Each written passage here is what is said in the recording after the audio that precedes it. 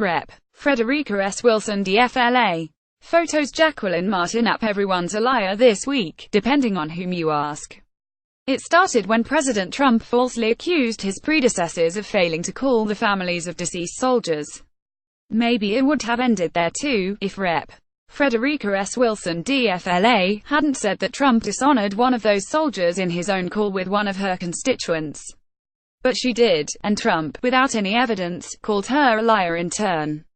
Trump also said President Barack Obama didn't call current Chief of Staff John F. Kelly when his son died in action, and many replied that while this was not technically a lie, it was at least a misrepresentation. Finally, Kelly spoke up in support of Trump and against Wilson. She claimed that his speech contained lies, too. Really, though, who cares? At almost every turn, the adversaries in this week's squabble have said that it isn't about politics, only to turn around and take political potshots. Kelly said calls with Gold Star families were sacred. In the same speech, he wrongly charged Wilson with taking credit for fundraising for an FBI field office. Wilson lamented on Friday that the focus had moved away from finding out why 4 Americans died in Niger. In that very interview, she accused Kelly of referring to her with a racist term, empty barrel, apparently. Observers have descended into the same narrow-mindedness. On social media, Wilson's critics mock her for wearing colorful cowboy hats and call her a hypocrite for talking about the honor of our troops when she has voted against various Veterans Protection Acts. Her fans have a record to point to as well: Trump's habit and history of spreading falsehoods.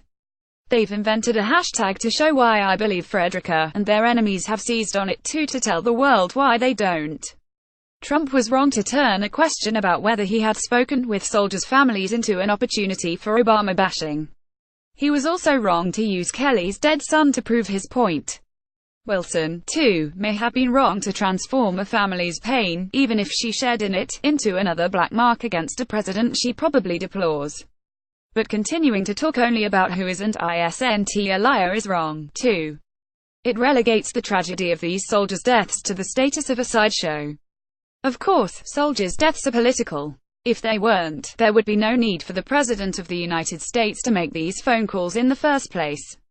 Public commentary on an overseas catastrophe is inevitable. There is no way to keep such a thing truly sacred when it is so intimately connected to our country and how it operates.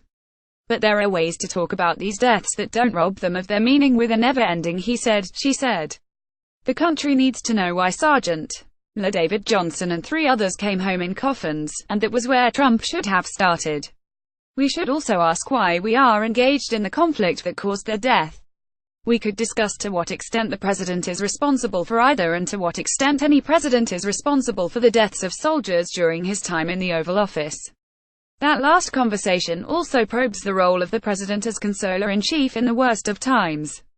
Our belief that it is incumbent on a president to pick up the phone and make an impossible call, just as it is incumbent on him to comfort the nation when all of it is hurting, may say more about us than it does about him.